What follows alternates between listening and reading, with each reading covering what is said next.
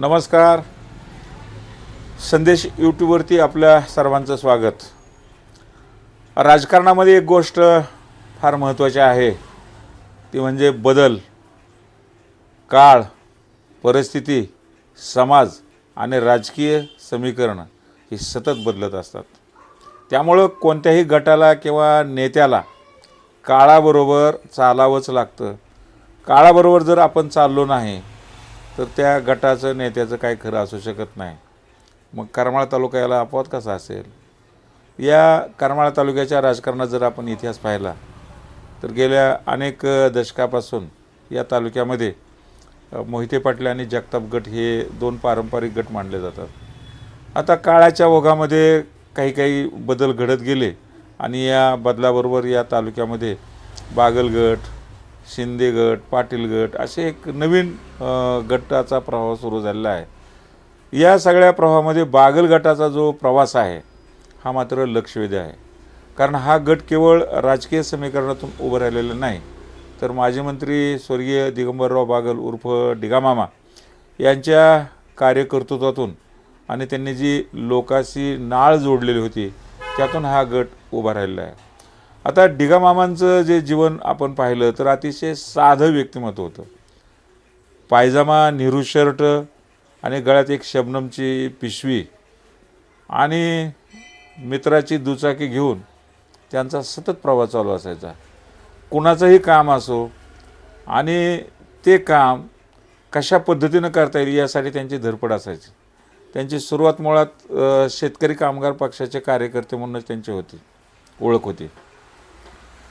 त्याच्याबरोबरच त्यांनी एक वेगळं आणि अतिशय महत्त्वाचं काम केलं, म्हणजे सुरुवातीला त्यांनी आपल्या मांगी गावातून युवकांचं मोठं संघटन केलं.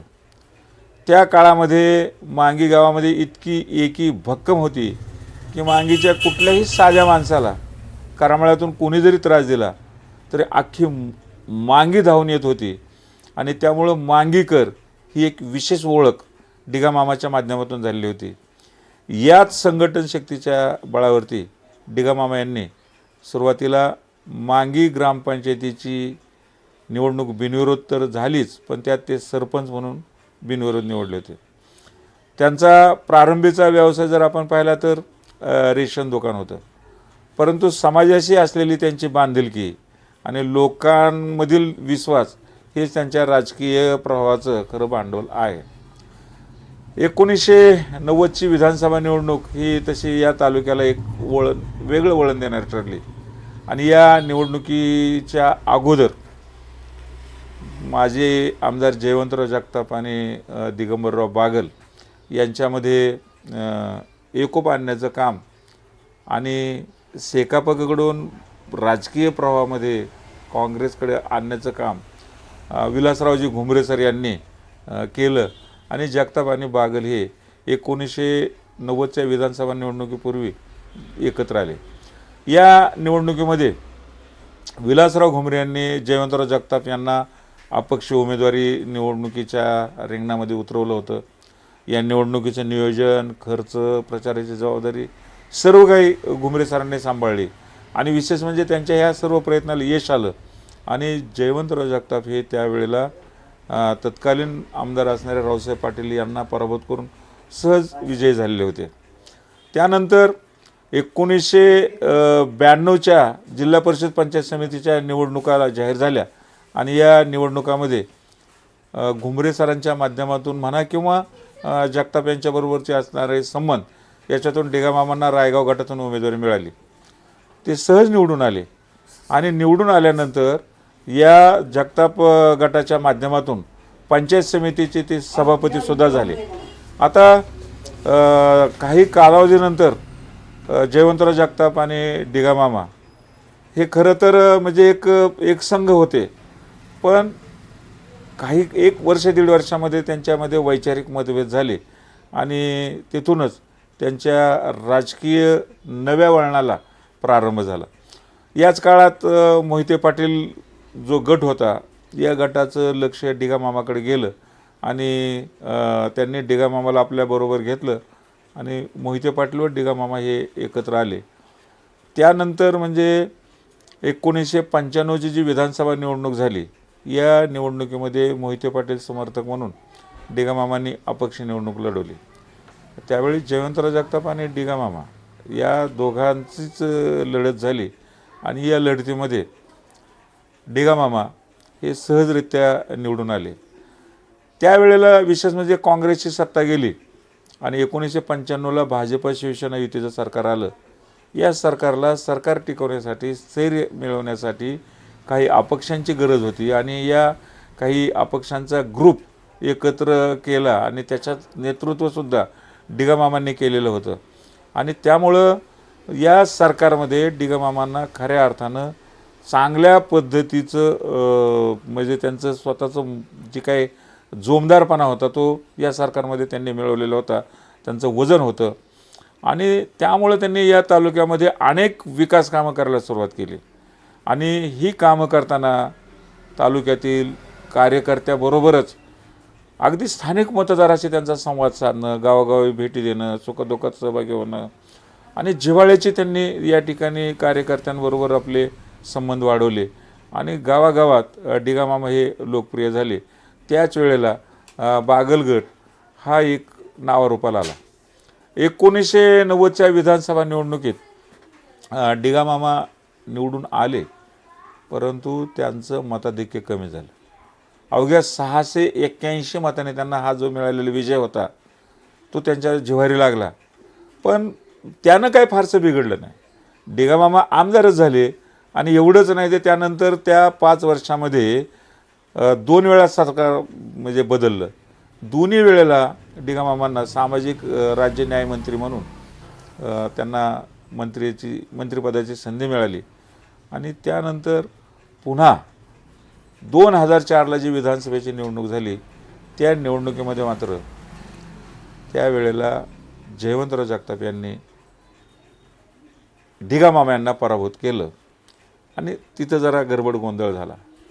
मामांनी त्यावेळेला म्हणजे काँग्रेस सोडून राष्ट्रवादी काँग्रेसमध्ये वगैरे प्रवेश केला. सर्व व्यवस्थित चाललेलं होतं. पण त्यांच्या प्रकृती अस्वास्थ्याचा जरा थोडासा दणका त्यांना बसला आणि 5 फेब्रुवारी 2005 रोजी मामा सोलापूरला गेले असताना त्यांना अटॅक आला आणि त्यात त्यांचं निधन झालं. आणि मोठा बागलगटाच्या दृष्टीनं आणि तालुक्याच्या दृष्टीनं मोठा एक घालाच घातलेला होता, तो संकटच आलेलं होतं. आता खरं तर राजकीयदृष्ट्या विचार केला तर बागलगट संपणार आता काही खरं नाही. कारण मामांची दोन्ही मुलं म्हणजे रश्मीदिदी, दिग्विजय बागल तर खूपच लहान होते, रश्मीदिदी पण लहान होत्या. ही विद्यार्थी दशेतली मुलं होती आणि कोण मामाचं वारसा कोण पाहणार अशा पद्धतीची सर्व स्थिती निर्माण झाली होती. पण बागलगटाचे मार्गदर्शक विलासराव घुमरे सर हे अतिशय हुशार आणि मुत्सद्य होते. त्यांनी या काळातही या गटाला असं वाऱ्यावरती जाऊ दिलं नाही. त्यांनी रश्मीदिदी बागलला या राजकीय प्रवाहामध्ये आणलं. त्यानंतर आदिनाथ सहकारी साखर कारखान्याची निवडणूक लागलेली होती. त्या निवडणुकीमध्ये बागलगटाने अतिशय धाडसानं मोहितेंच्या विरोधात निवडणूक लढवली, यश मिळवलं. आणि त्यानंतर जी एक मामा गेल्याची सहानुभूतीची लाट होती, या लाटेवरती स्वार होत बागलगटानं 2006 ते 2014पर्यंत या तालुक्यामध्ये सर्व बाबीमध्ये त्यांनी यश मिळवलेलं होतं. यामध्ये त्यांनी जिल्हा परिषद, पंचायत समिती, आदिनाथ कारखाना, मकाई कारखाना, 2009ची विधानसभा निवडणूक, सर्व क्षेत्रामध्ये बागलगट आणि प्रचंड कार्यकर्ते असलेला हा गट होता आणि मजबूत असा गट होता. पण सन 2014ची विधानसभा निवडणूक लागली. दुर्दैवाने त्यावेळेला रश्मी बागल आणि घुमरे सर हे वेगळे झाले आणि त्याचा फटका बागलगटाला फार मोठा बसलेला आहे. कारण त्या निवडणुकीमध्ये पोस्टल मताचा गोंधळ उडाला आणि पोस्टल मताची बागलगटाची विजयाला गवसणी घालणारी जी मतं होती ती मतंसुद्धा या वेळेला त्यांना मिळाली नाही. निवडणूक अधिकाऱ्यानं बाद केली आणि अवघ्या 257 मतांनी रश्मी बागल यांचा पराभव झाला आणि सत्ता गेली की त्याच कालावधीपासून बागलगटाला म्हणजे त्यांची यशाची घसरण सुरू झाली. 2017च्या जिल्हा परिषद पंचायत समिती निवडणुकीत त्यांना फटका बसला. 2019ची विधानसभा निवडणुकीत त्यांना पराभव मिळाला. या कालावधीमध्ये अनेक कार्यकर्ते विभागले. काही कार्यकर्ते माजी आमदार संजय मामा शिंदेकडे गेले, तर काही कार्यकर्ते विद्यमान आमदार नारायणबा पाटील यांच्याकडे गेले आणि ते कार्यकर्ते तिकडे जाऊन स्थिरावले. त्यामुळं हे शिंदे गट किंवा नारायणबा गट हा वाढत गेला आणि बागल गटाचं अस्तित्व मात्र धोक्यात आलं. पण अशाही स्थितीमध्ये या परिस्थितीवरती मात करण्यासाठी काय केलं पाहिजे याचा विचार रश्मी बागल, दिग्विजय बागल, माजी आमदार श्यामलताई बागल, विलासराव घुमरे सर या सर्वांनी व्यवस्थितरित्या विचार केला आणि भविष्यातील राजकीय जर सत्ता मिळवायची असेल तर आता आपण केवळ गटावरती अवलंबून न राहता पक्षाचा आधार घेतला पाहिजे हे स्वीकारून त्यांनी भारतीय जनता पक्षाबरोबर काम करण्याचा निर्णय घेतला आणि भारतीय जनता पार्टीशी त्यांनी त्यामध्ये थेट प्रवेश केला आणि रश्मी बागल यांना राज्य पातळीवर तर भारतीय जनता पार्टी महिला आघाडीचं उपाध्यक्षपद मिळालं आणि त्यामध्ये त्यांनी त्या एक राजकारणाला नवा मुलामा दिला आणि या संघटित राजकीयाचा आधार मिळाला. याच पार्श्वभूमीवर 2024ची विधानसभा निवडणूक लागली. आता या निवडणुकीमध्ये अशी परिस्थिती निर्माण झाली की या निवडणुकीत युतीची जागा राष्ट्रवादी काँग्रेसला गेली आणि राष्ट्रवादी काँग्रेसकडून जाणं आता अशक्य होतं. त्यामुळं भाजपला जागा मिळाली नाही, पण ती जागा युतीमध्ये शिवसेनेला गेली. आता शिवसेनेला गेल्यानंतर राष्ट्रवादी काँग्रेस शरद पवार पक्षाकडून नारायणबा उभे होते आणि युतीमधून शिवसेनेची जागा दिग्विजय बागल यांना एकनाथ शिंदे गटाकडून मिळाली आणि ती जागा मिळून त्यांनी लढवली. या निवडणुकीमध्ये ऐन वेळेला शिवसेनेमध्ये जाऊनसुद्धा म्हणजे जवळपास 41,000च्या आसपास मतं दिग्विजय बागल यांनी मिळवली. यश जरी मिळालं नाही तरी गट टिकवण्यामध्ये मात्र ते यशस्वी झाले. त्यानंतर त्यांची मकाई सहकारी साखर कारखान्याची सत्ता त्यांच्याकडे आलीच होती.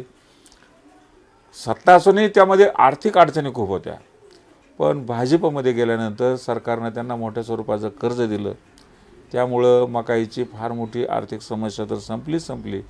अनेक प्रकारची कर्जही संपली आणि बागल गटाच्या नेत्यांना विशेषतः मानसिक स्थैर्य मिळाले. आता दिग्विजय बागल यांना त्यानंतर जिल्हा नियोजन समितीचं सदस्यपद मिळलं. तसेच बागल गटाला भारतीय जनता पक्षाच्या कार्यकर्त्यांचं मोठं पाठबळ मिळालं. त्यामुळे त्यांचा दबदबा वाढला. आता त्यानंतर नगरपालिका निवडणुका झाल्या. या निवडणुका बागल गटानं भाजपाबरोबर लढल्या. नगराध्यक्ष पदासह नगरसेवकाच्या जागा लढवत असताना त्यांना जरी नगराध्यक्षपदाचं यश मिळालं नसलं तरी 7 नगरसेवक त्यांचे निवडून आले आणि यशाची त्यांची नांदी वाढू लागली. त्यानंतर जिल्हा परिषद पंचायत समितीच्या निवडणुका लागल्या. भाजपा राष्ट्रवादीची युती झाली आणि त्या युतीमध्ये भारतीय जनता पार्टी आणि राष्ट्रवादी काँग्रेसला चांगलं यश मिळालं. जिल्हा परिषदेच्या 4 जागा मिळाल्या आणि समितीच्या 8 जागा मिळाल्या. या जागा मिळून त्याच्यावरतीच ते थांबले नाही, तर त्यामध्ये पंचायत समितीचं सभापतीपदही भाजपकडे आलं, पर्यायाने बागल गटाकडे आलं. आणखी विशेष बाब म्हणजे सोलापूर जिल्हा परिषदेच्या या भारतीय जनता पार्टीचे जे काही सदस्य निवडले आहेत, या सर्व सदस्यांचे गट नेतेपदाची जबाबदारी बागल गटाच्या नेत्या रश्मी बागल यांना मिळाली आणि ही बाब सर्वात मोठी मानली जाते. यावरून एकेकाळी पडझड झालेला गट पुन्हा स्पर्धेत पहिल्या रांगेत येताना बागल गटानं म्हणजे या राजकारणामध्ये पुन्हा कमबॅक केलेलं आहे. आणि नुसतंच कमबॅक केलं नाही तर त्यांनी अतिशय चांगल्या पद्धतीचं त्यांचं जे असणारं राजकीय आसन निर्माण केलेलं आहे. आता बागल गटाचं हे पुनरागमन खूप चांगल्या पद्धतीनं झालेलं आहे. पण हे टिकवायचं असेल तर त्यांना मात्र काही गोष्टीची काळजी घ्यावी लागेल. नेत्या रश्मी बागल यांना नॉट रिचेबल राहून चालणार नाही. त्यांचा मोबाईल इतरांनी कोणी उचलून चालणार नाही. त्यांचा मोबाईल कुठंतरी ट्रान्सफर होऊन चालणार नाही. तर त्यांना मॅक्झिमम सर्वसामान्य कार्यकर्त्यांशी संपर्कात राहिलं पाहिजे, सहज उपलब्ध झालं पाहिजे. याच पद्धतीनं दिग्विजय बागल यांनाही या सर्वांशी एकत्रित राहिलं पाहिजे. संयम आणि संवाद या दोन्ही गोष्टी मात्र या नेत्यांना कराव्या लागणार आहेत. आता यामध्ये प्रत्येक कार्यकर्त्यांच्या सुखदुःखात जाणं, त्यांचे काही प्रश्न असतील ते प्रश्न समजून घेणं, ते सोडवणं, विशेषतः जाहीर सभेत आपल्या कार्यकर्त्यांना कुठल्याही पद्धतीनं आरोप न करता त्यांना कुठल्या पद्धतीनं न करता त्यांना समजून घेऊन त्यांना पुढं आपल्याबरोबर सोबत घेणं महत्त्वाचं आहे. आणखी एक महत्त्वाची गोष्ट म्हणजे की मधल्या कालावधीमध्ये जे कार्यकर्ते बागल गटाच्या पडत्या कालावधीत त्यांच्यासोबत राहिले, की किती अडचणी आल्या, किती प्रश्न आले, त्यांची संकट होती, पण तरीसुद्धा त्या कालावधीमध्ये जे कार्यकर्ते बागल गटासोबत राहिले अशा कार्यकर्त्यांना त्यांना आपल्यासोबत घेऊन सन्मानाचं स्थान देऊन त्यांना विश्वास देऊन त्यांना उभं केलं पाहिजे. ही बाब अतिशय महत्त्वाची आहे. म्हणजे राजकारणामध्ये कमबॅक करणं जितकं सोपं आहे तितकंच ते कमबॅक टिकवणं अतिशय महत्त्वाचं आहे. स्वर्गीय दिगंबर मामा यांनी ज्या पद्धतीनं जिद्दीनं मकाई कारखाना 9 महिन्यात उभा केला, एवढंच नाही तर या कारखान्यानं राज्य आणि राष्ट्रीय पातळीवरचे अनेक पुरस्कार मिळवले. याच धर्तीवरती मकाई कारखान्याचं कामकाज करावं लागणार आहे, अनेक प्रश्न सोडावे लागणार आहेत आणि जी काही राज्यामध्ये भाजपची सत्ता आहे या सत्तेच्या माध्यमातून या तालुक्यामध्ये विकासाचं कामकाज त्यांना करावं लागणार आहे. कारण केवळ सत्तेची ताकद पदावर अवलंबून नसते, तर लोकांचा विश्वास मिळवणं, लोकांची कामं करणं यावरती ही ताकद महत्त्वाची असते. आणि त्यामुळं आज बागल गटानं भारतीय जनता पार्टीसोबत काम करताना जे राजकारणामध्ये पुनरागमन केलेलं आहे हे अर्थानं टेक ओव्हर आहे आणि कमबॅक आहे. आता या नव्या उड्डाणाला दूरदृष्टी, संयम, कार्यकर्त्यांचा सन्मान आणि लोकांशी असलेली नाळ याची साथ मिळवण्यासाठी त्यांना सतत नागरिकांमध्ये राहून त्यांच्या सेवेची जी मिळालेली संधी आहे ती परिपूर्ण रीतीनं राबवून जर हे काम अशाच पद्धतीनं चालवलं, कार्यकर्त्यांचा आणि सर्वसामान्यांचा विश्वास टिकवला तरच हे यश कमबॅक राहील, अन्यथा ते क्षणिक ठरेल. याची आठवण बागल गटाच्या नेत्याने कायम ठेवावी. नमस्कार.